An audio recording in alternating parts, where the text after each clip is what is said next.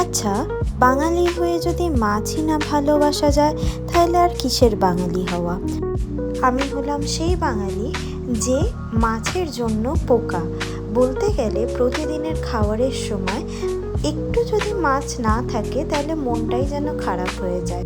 আর এই ভালোবাসাটাকেই ভবিষ্যতে যেন ধরে রাখতে পারি, তাই খুব ভয়ে ভয়ে হলেও মাছ ভাজা কিংবা মাছের ঝোল বানানোটা শিখে নিচ্ছি। আমি যখন ব্যাঙ্গালোরে থাকতাম, ওখানে যেহেতু প্রতিদিন মাছ পাওয়া যেত না, তাই একদিন খুব শখ করে মাছ কিনে এনেছিলাম।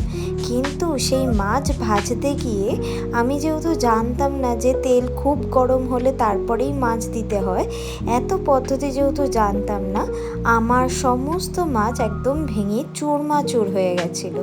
সেদিনকে মাকে ফোন করে খুব কেঁদেছিলাম। খুব মন খারাপ হয়ে গেছিলো যে এতদিন পরে একটু মাছের জোগান হওয়া সত্ত্বেও আমি যেহেতু জানি না, তাই জন্য আমি সেদিন ভালো মতন মাছটা ভেজে কিংবা ঝোল করে খেতেও পারলাম না। তারপরেই ঠিক করেছিলাম যখন মায়ের কাছে আবার ফিরে আসব, আগে আমি মাছের ঝোল বানানো শিখব। ব্যাস, যেই ভাবনা সেই কাজ।